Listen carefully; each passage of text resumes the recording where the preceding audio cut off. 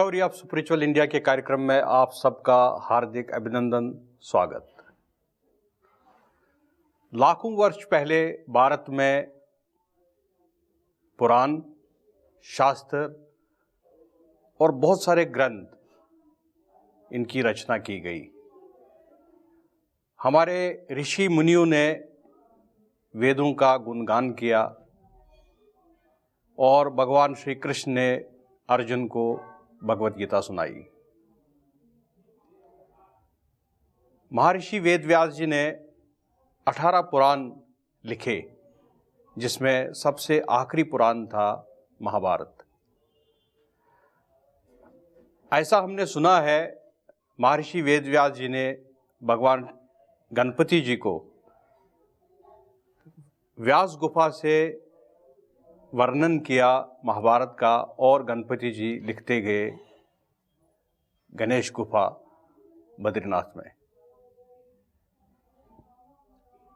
उस वक़्त तो सतयुग था और इन ग्रंथों की रचना की गई। बाद में रामचरितमानस भी आया। वाल्मीकि जी ने रामचरितमानस भी लिखा, तुलसीदास जी ने भी रामचरितमानस लिखा। आज कलयुग चल रहा है। आप सबके मन में ये प्रश्न होगा कि सतयुग में अगर इन ग्रंथों की रचना की गई, क्या ये सतयुग के लिए थे, क्या ये कलयुग के लिए थे, या द्वापर युग के लिए थे? ये भी आपके मन में एक प्रश्न होगा।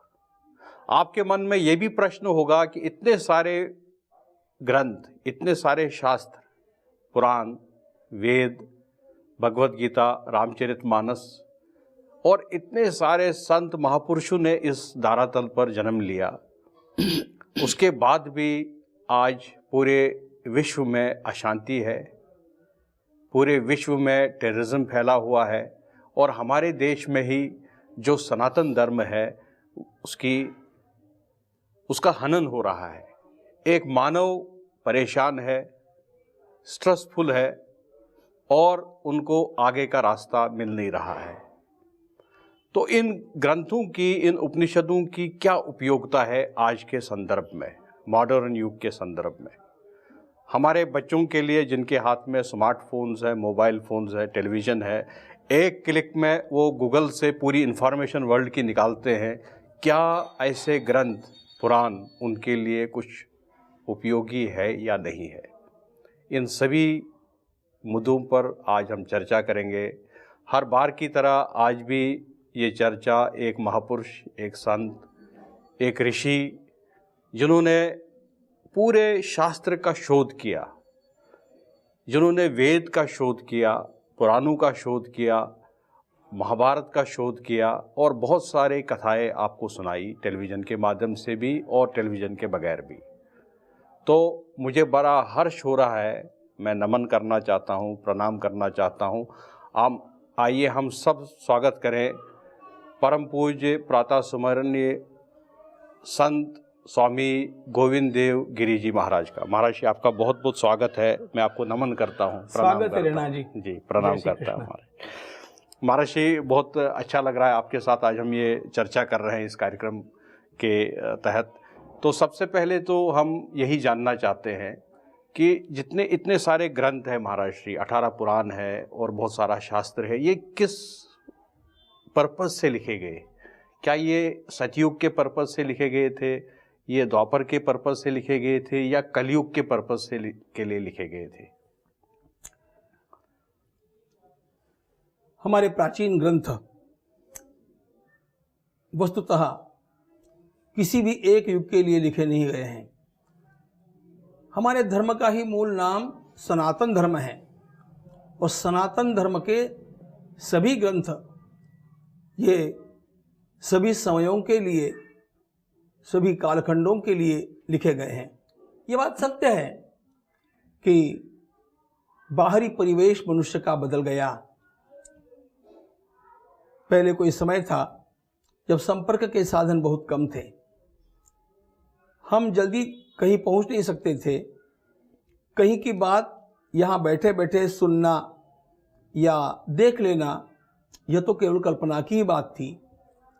और आज इतनी प्रगति विज्ञान ने की है कि मनुष्य कहीं पर भी बैठे बैठे किसी के भी साथ कहीं से भी संपर्क कर सकता है, और न केवल बात बल्कि वह उसे प्रत्यक्ष देख करके उसके साथ वार्तालाप कर सकता है।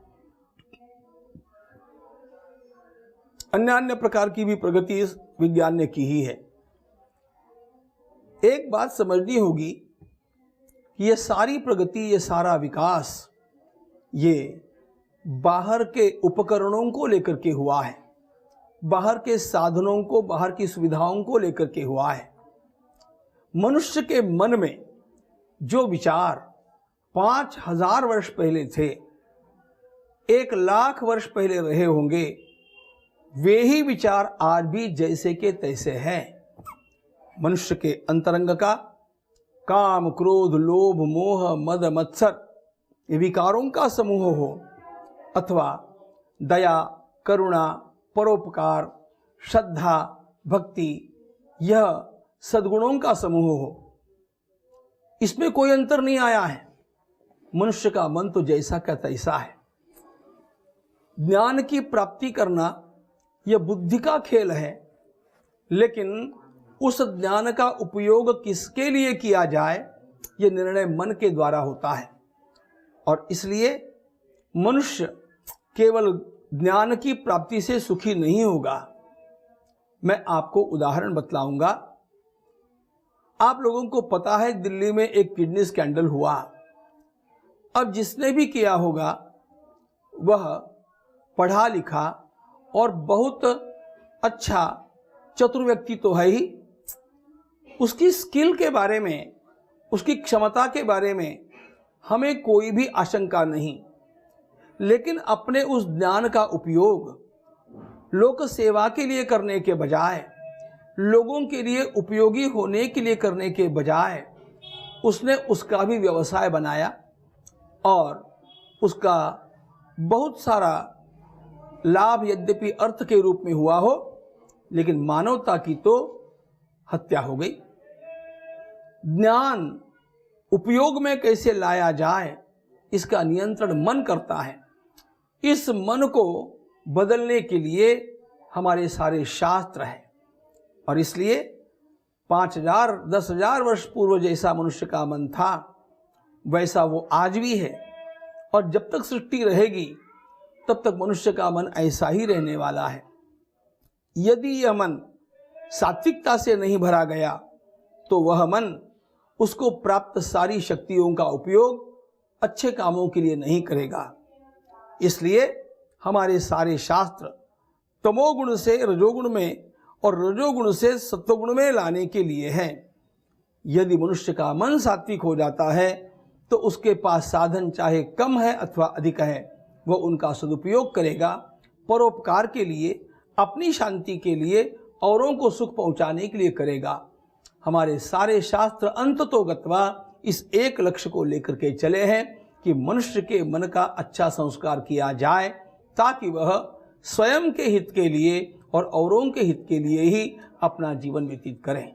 जी महर्षि, एक प्रश्न है मेरे मन में। जो महाभारत है, महाभारत को हमने इस तरीके से प्रोजेक्ट किया है भारत में या भारत के बाहर, इस तरीके के फिल्में बनाई गई, इस तरीके के टीवी सीरियल बनाए गए कि बहुत सारे कैरेक्टर्स को नेगेटिव कैरेक्टर बनाया गया। और महाभारत को आज किसी से भी हम जब बात करते हैं, वो ये कहता है कि इससे लड़ाई झगड़ा होता है घर में नहीं रखना चाहिए महाभारत। क्योंकि घर में जब भी किसी को हम एग्जाम्पल देते, कह रहे महाभारत होगा घर में, या बिजनेस में महाभारत हो रहा है, भाइयों के बीच में महाभारत हो रहा है, झगड़ा हो रहा है, तो इस तरीके से इस ग्रंथ की प्रोजेक्शन क्यों की गई और सत्यता क्या है महर्षि? क्या सिखाता है महाभारत? हमारा निचोड़ क्या है, एक्सट्रैक्ट क्रक्स क्या है? मूल बात यह है जी, हमारे देश का नाम है भारत। यह भारत नाम जिन राजा भरत जी के कारण पड़ा, उसकी और उनके वंश की कहानी है महाभारत। इस महाभारत में जैसा कि लोग जानते हैं, कौरव पांडवों के अनबन की कथा है। और आगे चल करके जो अत्यंत भीषण युद्ध कुरुक्षेत्र में हुआ उसकी भी वह कहानी है ही। लेकिन लोगों का यह ज्ञान बहुत सीमित है। महाभारत में केवल कौरव पांडवों की लड़ाई की कथा नहीं है। इस कहानी के साथ इस महान ग्रंथ में धर्मशास्त्र भरा हुआ है, योग शास्त्र भरा हुआ है, राज्य शास्त्र भरा हुआ है, समाज शास्त्र भरा हुआ है। मनुष्य के जीवन के लिए उपयोगी हर विषय आपको महाभारत में मिलेगा। पर्यावरण शास्त्र जिसकी आज बहुत चर्चा है, यह महाभारत में बहुत उत्तम रीति से प्राप्त होता है। इसलिए वास्तव में Mahabharata it's an encyclopedia of our culture, हमारे संपूर्ण संस्कृति का ज्ञानकोश है। इसलिए महाभारत को केवल किसी एक अथवा दो कहानियों में सिमट डालना यह अपनी स्वयं की अध्ययन की सीमा है। अब यह बात भी सत्य है कि महाभारत में कौरव पांडवों की युद्ध कथा है जी, लेकिन भगवान वेदव्यास जी महाराज ने इस कहानी को हमारे सामने क्यों रखा, इसका उद्देश्य ध्यान में लेना चाहिए। और यह उद्देश्य स्पष्ट होता है इस कहानी के आरंभ में, जब इस कहानी के वक्ता भगवान वेदव्यास जी महाराज के शिष्य वैशंपायन महाराज से इस कहानी के श्रोता राजा जनमेजय प्रश्न करते हैं। जनमेजय ने प्रश्न किया, कथम समभवद्भेदः तेषाम् अक्लिष्ट कर्मणाम तच्च युद्धम कथम वृत्तम भूतांतकरणम महत्। ये मूल प्रश्न है जनमेजय का, जिसमें वे ये जिज्ञासा करते हैं कि मेरे अत्यंत श्रेष्ठ उन प्रपितामहों में मतभेद कैसे निर्माण हुआ, वो मतभेद कैसे बढ़ता गया, उस मतभेद को पाटने के क्या उपाय हुए, वे उपाय सफल क्यों नहीं हुए, और अंततोगत्वा जिसका परिणाम उस भीषण युद्ध में हो गया। इसको निमित्त बना करके भगवान वेदव्यास जी महाराज ने आज के मनुष्य के लिए यह संपूर्ण महाभारत में बतलाया कि हम में मतभेद क्यों निर्माण होते हैं। अब ये मतभेद चाहे भाई भाई में हो, सास बहू में हो, स्वामी सेवक में हो, राजा प्रजा में हो, अथवा दो पार्टनर्स में हो, मतभेदों का मूल कारण क्या होता है, ये मतभेद कैसे बढ़ते जाते हैं, इस दरार को पाटने के लिए कैसे कैसे उपाय किए जा सकते हैं, और यदि ये उपाय नहीं किए तो अंततोगत्वा भीषण संघर्ष कैसा अपने जीवन में होता है जो दोनों के लिए नुकसानकारक होता है। ये बात सत्य है कि महाभारत में पांडवों की जीत हुई, लेकिन पांडवों ने खोया भी कितना। जीवन के अत्यंत बड़े संघर्ष में जीत चाहे जिसकी भी हो, नुकसान दोनों का होता है। इसलिए हमारे जीवन में इस प्रकार का संघर्ष कहीं पर भी खड़ा न हो, इसके लिए हम लोगों को क्या क्या सावधानी बरतनी चाहिए, ये सिखाने के लिए महाभारत है। It's a doctrine of conflict avoidance. यह संघर्ष की कथा नहीं है, संघर्ष को टालने की विद्या सिखाने की कला बताने के लिए यह महाभारत की रचना है। और इसलिए अंत में शांति पर्व आता है। हमारा भी जीवन शांतिमय होना चाहिए, ऐसा किसको नहीं लगता, लेकिन इस जीवन को अशांतिमय हम बनाते हैं, हमारी छोटी छोटी भूलों के कारण बनाते हैं। उन छोटी छोटी भूलों को कैसे टाला जा सकता है, यह मूल महाभारत की शिक्षा है। वे लोग भ्रमित हैं जिन लोगों को ऐसे लगता है कि महाभारत घर में रखने से अथवा महाभारत पढ़ने से अथवा उसका श्रवण करने से लड़ाई झगड़े होते हैं। मेरा पहला प्रश्न यह है कि बिना इस प्रकार के महाभारत को घर में रखे अथवा सुने भी आप लोग लड़ाई झगड़े तो कर ही रहे हैं। उल्टी बात यह है कि यदि महाभारत को ठीक ढंग से सुना जाएगा तो हमारे घर के, समाज के, संस्थाओं के, राष्ट्र के और मानवता के समस्त कलह समाप्त हो जाएंगे। महाभारत विजय की कथा है और वही मनुष्य विजयी है जिसने अपने जीवन के अंत में शांति स्वयं भी पाई और सबको शांति प्रदान की। उस प्रकार की विजय हमारी सबकी हो जाए, इसलिए किस मार्ग पर चलना चाहिए उसका रोड मैप महाभारतकार हम लोगों को देते हैं। वे लोग मंदभाग्य हैं जिन लोगों ने इस ग्रंथ को सुना नहीं, देखा नहीं, पढ़ा नहीं। और इसलिए मैं तो गत 20 वर्षों से इस काम में लगा हूं कि हमारे देश की तरुणाई को महाभारत का श्रवण अवश्य करना चाहिए। हमारे घर में महाभारत का ग्रंथ अवश्य रखना चाहिए, क्योंकि महाभारत के अंतिम अध्याय में ये लिखा है कि जिसके घर में यह ग्रंथ रहेगा वो जहां जाएगा विजयी होगा। भारतम भवने यस्य तस्य हस्तगतो जयः। महाभारत को घर में रखना नहीं अथवा उसका श्रवण करना नहीं, ऐसा मैंने महाभारत में कहीं पर भी पढ़ा नहीं। इसलिए इन भ्रांतियों को दूर करना आवश्यक है, जिसके लिए मैं प्रयास निरंतर करता जा रहा हूं। जी, बहुत ही सुंदर, अद्भुत महाराज श्री आपने इस पर व्याख्या की। महाराज जी, जो अभी हमारे बच्चे हैं 20 साल उसके कम आयु के जितने भी बच्चे स्कूलों में पढ़ते हैं, कॉलेजेस में पढ़ते हैं, क्या आपको ये लगता है कि गवर्नमेंट ऑफ इंडिया को ऐसे ग्रंथों को सिलेबस का एक इंटीग्रल पार्ट उनको बनाना चाहिए?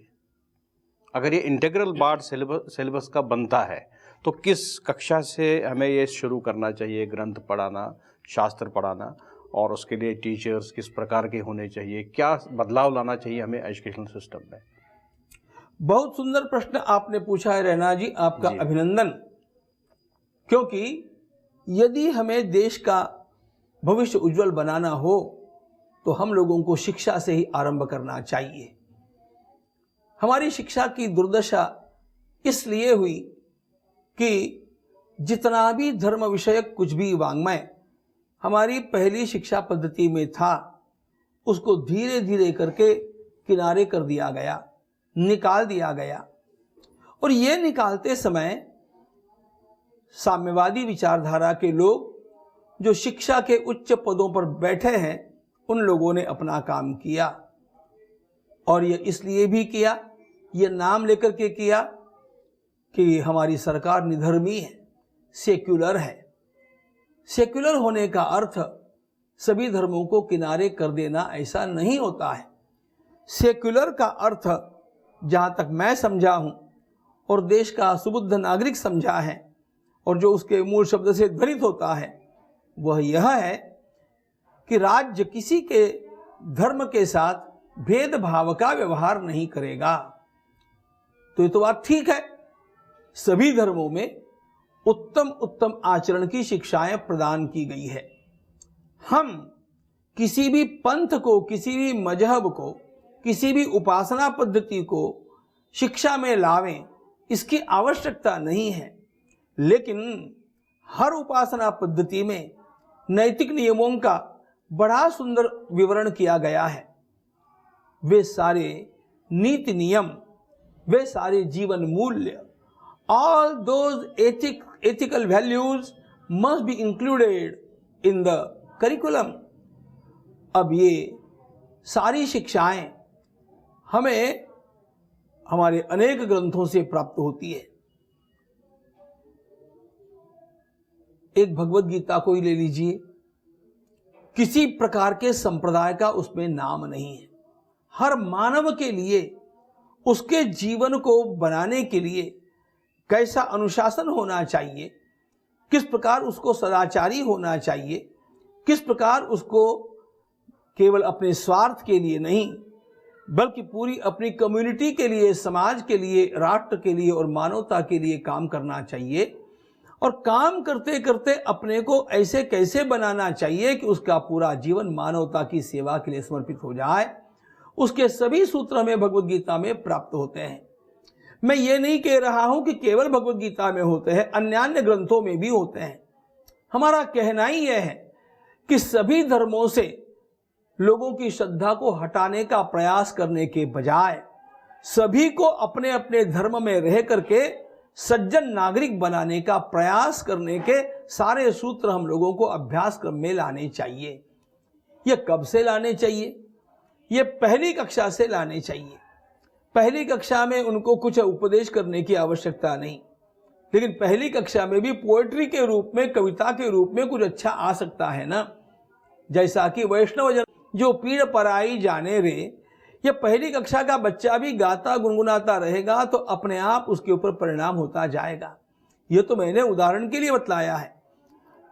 पहली 2-3 कक्षाओं में केवल कंठस्थ करने के लिए गानों के रूप में, गीतों के रूप में आ जाए, फिर कहानियों के रूप में आ जाए, उसके पश्चात विचारों के रूप में आ जाए, और उसके पश्चात सिद्धांतों की चर्चा के रूप में आ जाए। लेकिन नैतिकता की, सदाचार की, जीवन मूल्यों की चर्चा शिक्षा में होनी चाहिए। नहीं तो शिक्षित व्यक्ति यह पैसा कमाने की विद्या तो सीख जाएगा, वह मनी मेकिंग मशीन तो बन जाएगा, लेकिन सज्जन नागरिक नहीं बनेगा, औरों को सुखी करना नहीं चाहेगा, वो स्वार्थी बनेगा। हमारे संतों के और सभी धर्मों के धार्मिक वाङ्मय के जो मूल सूत्र हैं, वे यही शिक्षा देते हैं कि तुम्हारा जीवन तुम्हारे लिए नहीं, सेवा के लिए है। ये प्रेरणा संतों के वाङ्मय के बिना और धार्मिक साहित्य के बिना निर्माण नहीं हो सकती है। इसलिए इसका समावेश शिक्षा पद्धति में किया जाना चाहिए। यही व्यवहार्य है, और मुझे लगता है कि हमारी अच्छी सरकार इस दिशा में कुछ और भी नया काम करना चाहती है। मैं उनका स्वागत और अभिनंदन करता हूँ। तो पहले सत्र में हमने महाराज श्री के साथ में चर्चा की, हमने जाना कि जो हमारे ग्रंथ है, उपनिषद है, पुराण है, उनकी क्या उपयोगिता है। महाराज श्री ने कहा हर युग के लिए उनकी उपयोगिता है। द्वापर युग के लिए भी उपयोगिता थी, सतयुग के लिए भी उपयोगिता थी, और अब कलयुग के लिए भी उपयोगिता है। महाराज श्री ने हमें अवगत कराया कि जो हमारे मन की स्थिति है, जो थॉट प्रोसेस है, वो हर युग में एक जैसा ही रहता है और एक जैसा ही रहा है। उस थॉट प्रोसेस को स्ट्रीमलाइन करने के लिए, उस थॉट प्रोसेस को रिफाइन करने के लिए, उस थॉट प्रोसेस को फिकल से विजडम लाने के लिए, विवेकी बनाने के लिए हमें इन ग्रंथों की आवश्यकता है। इन ग्रंथों के बगैर और हमारे गुरु, ऋषि, महर्षि, मुनि, संतों के बगैर ये संभव नहीं होगा। हम भौतिकवाद में तो आगे बढ़ सकते हैं, लेकिन भौतिकवाद के साथ साथ में अगर नैतिकता नहीं होगी, मानवता नहीं होगी, तो हम वही काम कर जाएंगे। जैसे गुरुजी ने एक एग्जाम्पल दिया डॉक्टर का, एक पढ़ा लिखा डॉक्टर जो MBBS होता है, MD होता है, वो अपने पेशेंट के साथ में मिसट्रीट करता है, किडनी उनका निकाल कर बेचेगा। एक इंजीनियर वो करप्शन, बड़े बड़े स्कैंडल्स करता है, पढ़ा लिखा होने के इतने सारे PhDs है, पढ़े लिखे लोग हैं, लेकिन वो काम जब गलत करते हैं तो वहाँ नैतिकता की कमी रहती है। और नैतिकता, मानवता हमारे ग्रंथ ही सिखा सकते हैं। महाराज श्री ने इस पहले सत्र में ये भी हमें इस चीज़ का ज्ञान दिलाया कि जो महाभारत है, महाभारत से डरना नहीं चाहिए। महाभारत हमें ये नहीं कहता है कि आपके घर में झगड़ा होगा और महाभारत से झगड़े नहीं होते हैं। महाभारत एक ऐसा ग्रंथ है जो कॉन्फ्लिक्ट रेजोल्यूशन का एक रोड मैप है। हर व्यक्ति जब जीवन अपना चलाता है तो उनके जीवन में कॉन्फ्लिक्ट्स आते हैं, बहुत सारे हर्डल्स आते हैं। उन हर्डल्स को, कॉन्फ्लिक्ट्स को दूर करने के लिए एक रोड मैप है, एक ऐसा ग्रंथ है जो एक बहुत बड़ा एक मैनेजमेंट प्रोसेस है, जिस मैनेजमेंट प्रोसेस से हम ये सीखते हैं कि हमें आने वाले किसी भी मुसीबत को, किसी भी कॉन्फ्लिक्ट को कैसे पहले से ही हमें उसका समाधान निकालना है। वही प्लानिंग है। क्योंकि आग लगने के बाद अगर हम फायर ब्रिगेड ढूंढेंगे तो वो तो फूलिशनेस है। हम आग को कैसे रोकें, ये विजडम है, ये एक विजडम है। तो उसको रोकना ही हमें महाभारत सिखाता है। महाराज श्री ने इस सत्र में हमें ये भी कहा कि ऐसे ग्रंथों को का क्यूरिकुलम का एक इंटीग्रल पार्ट होना भारत के लिए आवश्यक है, संसार के लिए आवश्यक है। क्योंकि इन ग्रंथों में कहीं भी ये नहीं लिखा है कि ये किसी पर्टिकुलर धर्म के लिए है, पर्टिकुलर जाति के लिए है, पर्टिकुलर व्यक्ति के लिए है। ये पूरे संसार के लिए है, पूरी मानव जाति के लिए है, उनके चरित्र निर्माण के लिए है, उनकी नैतिकता को विकसित करने के लिए ये सारे ग्रंथ लिखे गए हैं।